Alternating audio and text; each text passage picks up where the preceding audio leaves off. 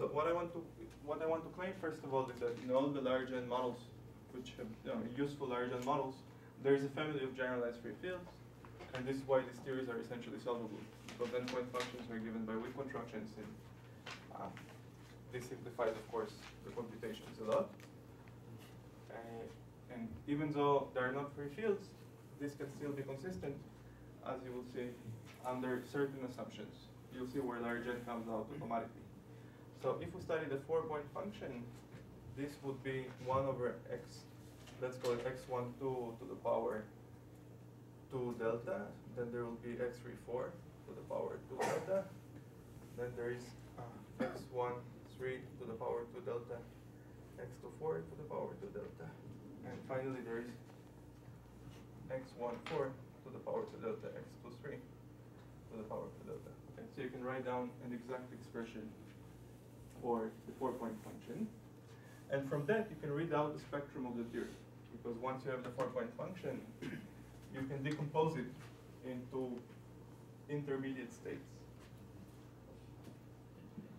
So once you have the 4-point function, you can reinterpret it in terms of an exchange of intermediate states. So this is 1, 2, 3, 4.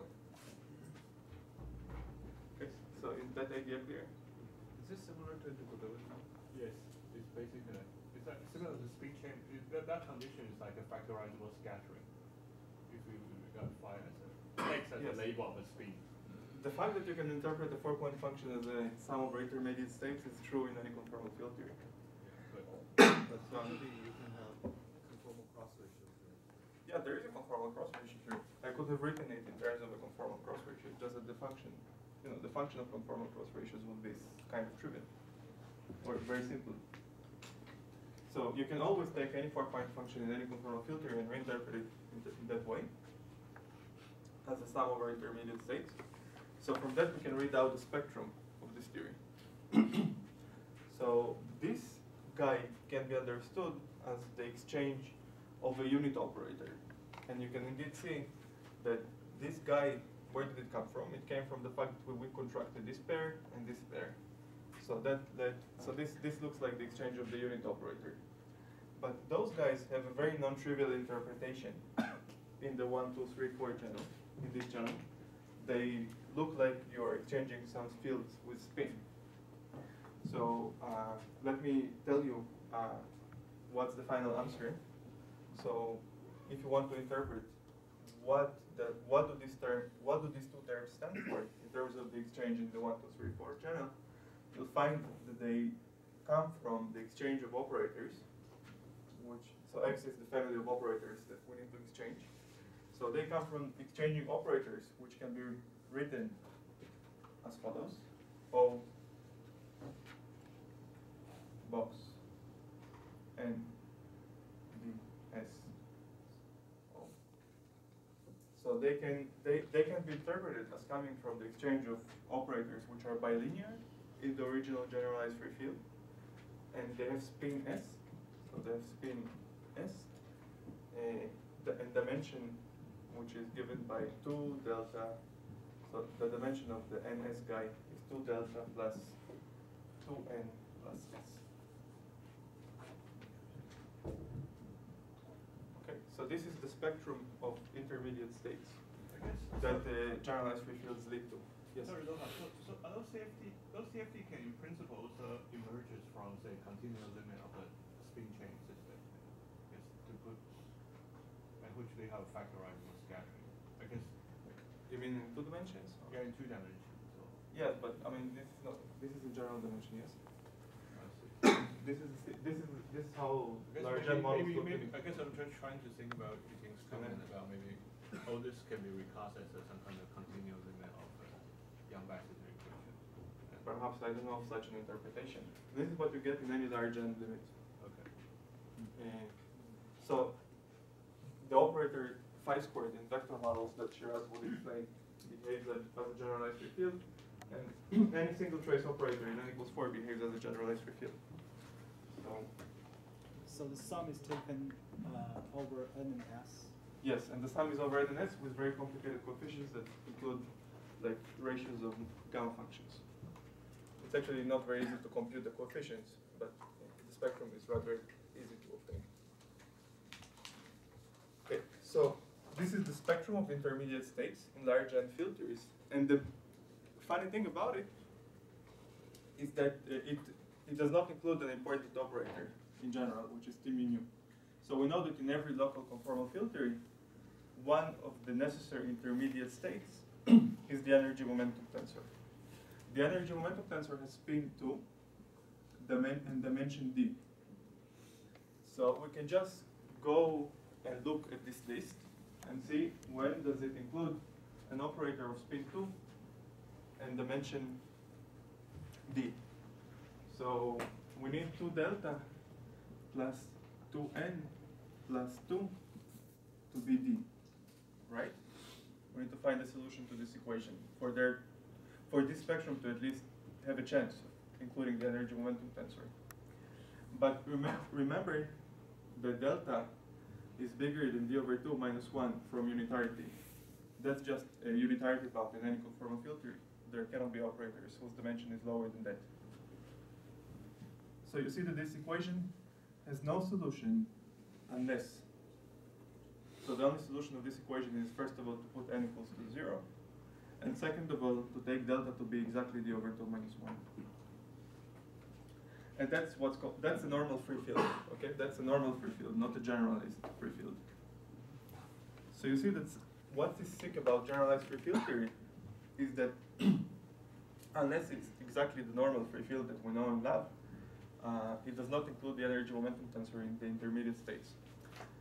And this is why it's only valid at large n, because the interpretation of this phenomenon is that, well, the energy momentum tensor is still there, but its 2-point function is infinite, and this is why it doesn't appear in this 4-point function. This is why generalized free fields arise naturally at large n.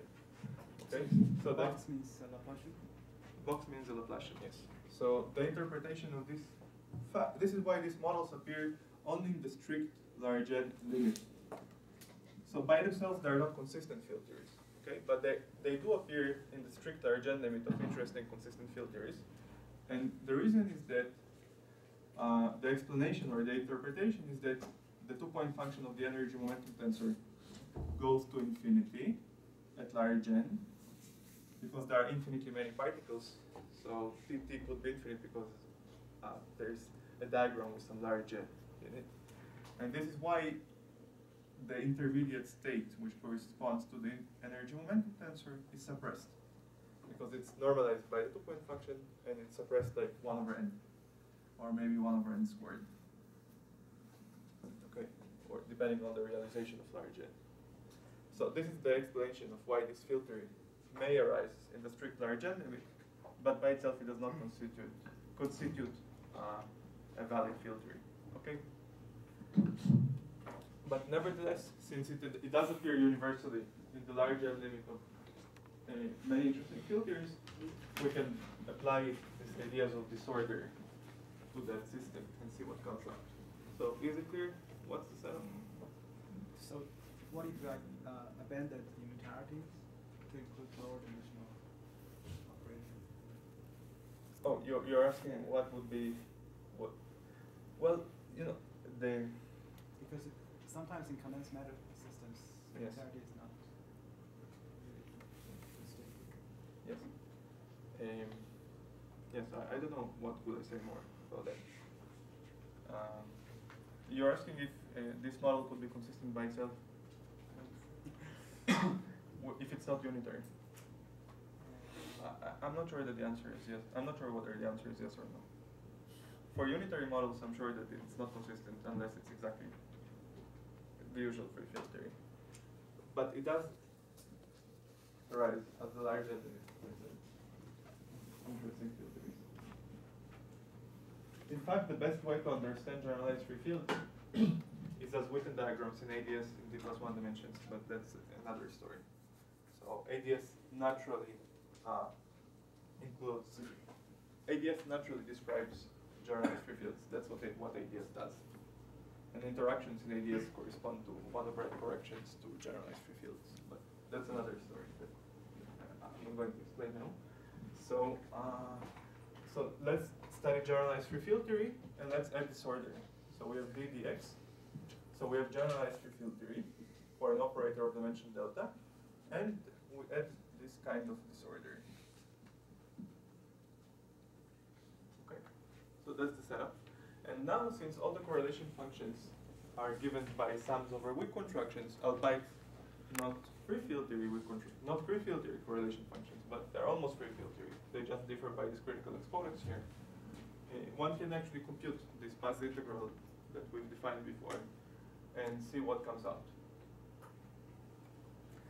So let's start by computing the two-point function O of x of y with some specified background field h of x. And that's a computation at large n. And it can be done exactly because higher point functions of O are known. And again, of course, we have to remove vacuum diagrams, so one has to be careful about that. So there are two diagrams. There is the usual diagram, which looks like 1 over x to the power 2 delta, or 1 over x minus 1. Let me put y equals 0, just for simplicity. So there is the usual diagram, that is this generalized free field propagator. And then there is a diagram that looks very similar to what we found in free field. Okay? Where this is again a generalized free field propagator. This is the external background field H. And the claim is that all the other diagrams are 0. Okay? So the claim is that, at least at large n, again, we find the result that is similar to free field theory, because all the other diagrams would have to have vacuum diagram components. And so they would be cancelled by the denominator in the definition of the correlation functions OO with H. Okay? So the claim is that we're back to a structure that more or less resembles free field theory, even though the critical exponents are now non-trivial. So this can again be solved exactly. So this is claim to fame of large n in this context, that it allows it to solve for these two-point functions exactly again. So one finds 1 over x to the power 2 delta. That's from the usual generalized free field propagator. And then there is again a double integral over z and w with h w, h of z, and then there is x minus w to the power 2 delta. So it's very similar to free field theory, just with different critical exponents. And then there is z to the power 2 delta. Okay, so this is the answer.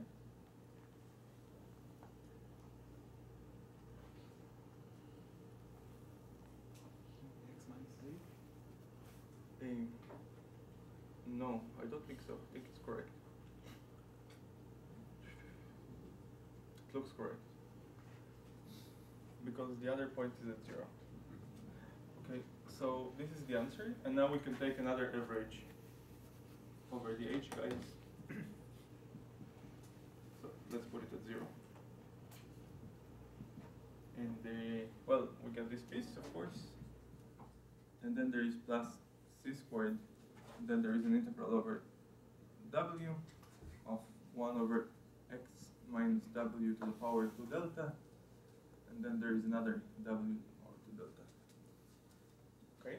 And now you can just repeat the exercise from before. You can ask, when is this infrared divergent? And if it's not infrared divergent, what is the answer? So we can do more than in free field theory now, because we would be able to compute the new critical exponents when it's not infrared divergent. So let's just do that. So when is it infrared divergent? It's infrared divergent. So it's IR divergent if if D is bigger than 4 delta, right? This is when it's infrared divergent. So that means that delta is smaller than D over 4. This is a crucial result. You see that this is a non-trivial germ. So you remember that if delta is smaller than D over 2, it's relevant, but we don't know what happens in general. And largent gives you an answer. It says that if it's so small that it's even smaller than d over 4, then you're going to lose the CFT. But if it's in the window between d over 4 and d over 2, you will just get new critical exponents, and we can calculate them. So we get x to the power 2 delta from the usual story, plus 1 over x to the power 4 delta minus d. Okay, with c squared. So we can now extract the new critical exponents, and you'll see that also the previous bound comes into play.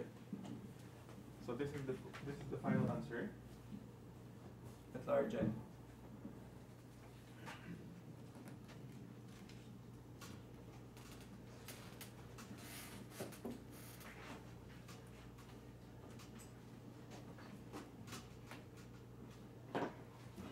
So let's repeat the final answer here. There is 1 over x to the power 2 delta plus c squared x to the power 4 delta minus d. So what are the virtues of this answer? So obviously it doesn't make sense when 4 delta is smaller than d. If delta is too small, that is much smaller, that it's smaller than d over 4, this thing would grow instead of decay, and you would lose the CFT at long distances. It wouldn't make any sense. That's what we found before. If delta is smaller than d over 2, the second term dominates. So in this case, we lose the CFT. We lose the ordered phase. We lose the second order phase transition. Okay, we lose the second order phase transition. Now, if delta is smaller than d over 2, but bigger than d over 4, then this term dominates over that term at long distances. The c squared over x to the power 4 delta minus d is much bigger than 1 over x to the power 2 delta. Okay? And that reinforces the intuition that in this window, this perturbation is relevant. So this order is relevant, and we get new critical exponents. So this order is relevant, and one acquires a new critical exponent for O, which can be read out from this formula to be 2 delta minus d over 2. So you see that the critical exponent has changed from delta to 2 delta minus d over 2. If delta is bigger than d over 2, then our previous intuition is again reinforced, because then this order is much smaller at long distances. So this order is small at large x. Indeed, when delta is bigger than d over 2, this term is much smaller than that, and so the critical exponents are what they used to be, and there is not much new under the sun. Okay? So this order is small at large x. So this reinforces the previous intuition very much, and it gives a concrete answer to the question of when do we lose the CFT. And the answer turns out to be d over 4. And it also gives you a concrete answer to the question of what are the new critical exponents in the infrared. And those are the new critical exponents. The new CFT, do you expect it to be unitary? Yeah. It's probably also not correct to call it a CFT. I'm just loosely calling it a CFT. Just some fixed point of the renormalization group, which presumably has some notion of scale invariance, but very likely it's not conformal and not unitary. But it's a fixed point of the renormalization group.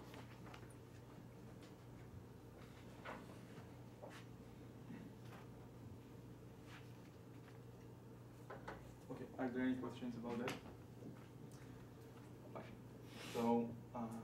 So we can study this condition a little bit more in a little bit more detail. So we find that if this condition is satisfied, then the second order phase transition disappears.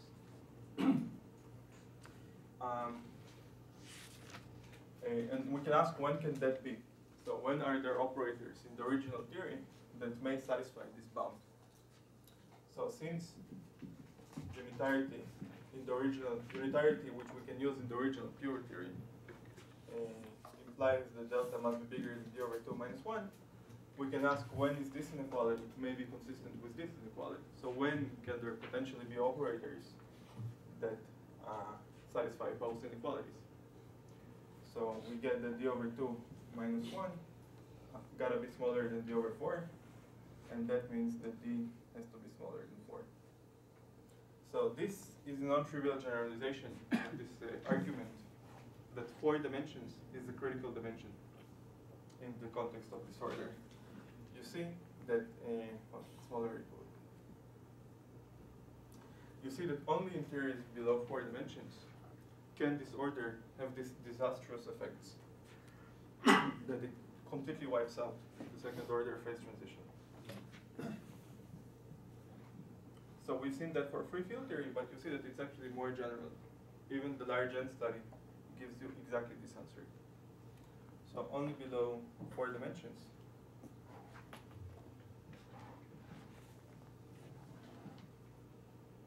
can this order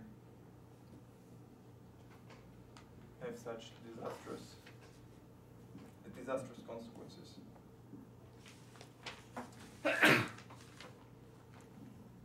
Okay, so 4 dimensions appears to be very important in this kind of problems. Now, I don't know if this is completely correct also away from large N. So far we've established that for large N and for free field theory. I don't know if this is completely correct otherwise. The experimental data is consistent with that. But I don't know if this is completely correct otherwise. It's an open problem. It's probably correct, but it's not clear how to prove it. So one can try to do a perturbative computation in the mention. Yes.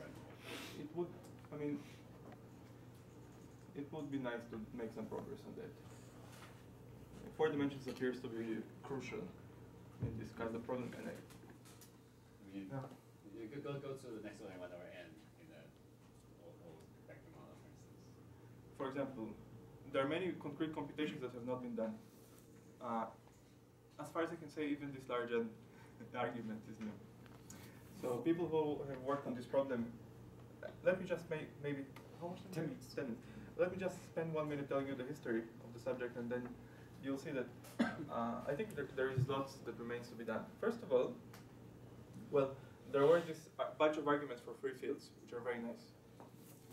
And then there was an idea that misled the whole field for almost a decade. The idea is what's called Paris-Isar. Okay, I'm recording. The idea is what's called, there was an idea that these systems with disorder can be written as supersymmetric filters in d dimensions. So there was an idea that somehow these systems with disorder should be equivalent to systems with supersymmetry. And from that, there was an argument that systems with disorder in d dimensions should be completely equivalent to systems without disorder in d minus 2 dimensions. So there was it was called dimensional reduction back in the day. So the idea was that disorder in d dimensions looks like CFT without any disorder in 2 dimensions less.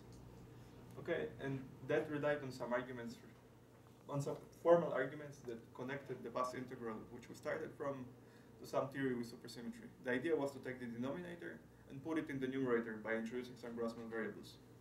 Only what? They forgot that there is an absolute value in the determinant, and they raised the determinant without the absolute value.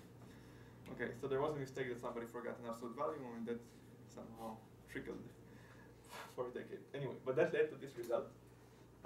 One consequence of this result, if it were correct, it would be that the disorder in 3 dimensions would always wipe out the CFT, because there are no CFTs in 1 dimension. But then it was measured experimentally that the magnetic field in the Ising model in 3 dimensions just changes the critical exponents. It does not wipe out the Ising model in 3 dimensions. So the whole thing just was wrong. And people found the concrete mistake. In fact, Parisi found the mistake in his own proposal. They just forgot an absolute value in one of the determinants. And as far as I can say, there wasn't any serious theoretical work after people went in this wrong direction for like almost a decade. So that's more or less the history of the subject. Now, let me comment on the case, the marginal case, which I was asked about. So what happens if delta is exactly d over 2? Okay. So this is the marginal case. in that case, it's actually much more convenient to write down these results in Fourier space, because in Fourier space, you'll see that in Fourier space, the interpretation of the result is more convenient in the marginal case. So then the Fourier transform of that guy is log of momentum over the cutoff. Okay, that's the usual 2-point function that you get for operators of dimension d over 2. And the Fourier transform of the other guy is actually log squared of k squared over mu squared. So that is the resulting momentum space for the marginal case. It's a sum of a log and a log squared. Now, a log is a very nice answer to expect in quantum filtering, because if you change the cutoff scale, you get something that is independent of momentum. You get something, like if you change the cutoff by a factor of 2, a log is additive, right? So you get some log 2. And log 2 is independent of momentum, and in position space it corresponds to a delta function, which is nice because it doesn't affect correlation functions at separated points.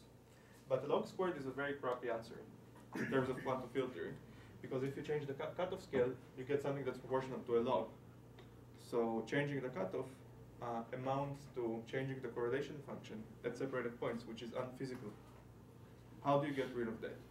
You get rid of that by declaring that the disorder must also change with scale. That's the usual way in which coupling constant running is introduced into quantum filtering. And from that you can calculate the beta function. You can calculate how does that have to change with scale so that the whole answer makes sense. So the condition that you need to impose is that the whole answer under a rescaling of the cutoff only changes by a contact term. And that gives you a beta function for C, which is dc over d log mu equals 2 times c cubed. That's the answer. Okay, so the sign is positive. So what you find is that it's infrared free. So if C at high energies is non-zero, it would flow to 0. If it starts out with a small number, it would flow in the infrared to 0. So that means that the marginal case looks like the irrelevant case. So this order just goes to 0 and it becomes irrelevant. And this is very similar to quantum computations in QCD in spirit. In this case, you find that the disorder is irrelevant. Now, one is tempted to say that this is always true, not just at large n. This computation was at large n. I was tempted to say that this is always true, but I'm not completely sure now. But definitely at large n, this is completely true. That marginal disorder is irrelevant and it goes to 0. It might, I'm not sure that it's completely true outside of large n. But this is the result of this one-loop computation at large n, that this marginal disorder turns out to be irrelevant. And then, of course, there are perturbative fixed points, like Banks-Zaks fixed points. If the dimension is not d over 2, but d over 2 minus some small epsilon, where epsilon is positive, then there is a new term in the beta function, which is epsilon c. And then there is minus epsilon c, minus epsilon c. And then there is a fixed point, which is perturbative, with c squared being of the order of square root of epsilon. So this is a bunch of interesting fixed points that one can study. It's perturbative fixed points. And they look very much like Banks-Zaks fixed points. They seem interesting. In particular, one reason that this problem could be interesting is that if you make the operator phi squared in the Ising model have some disorder, so this is like disorder in the energy.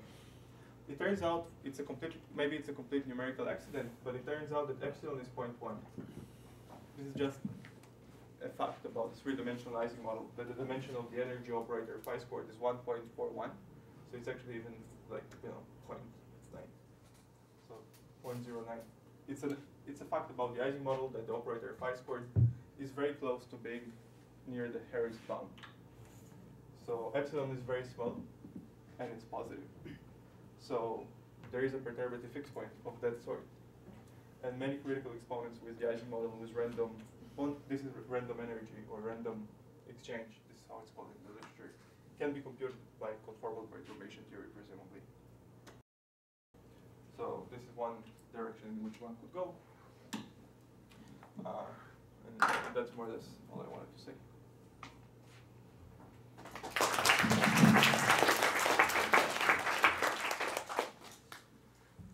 questions or comments? So that fixed point, you still don't expect to get CFD in this ideal model case? But you can compute all the critical exponents by conformal perturbation theory.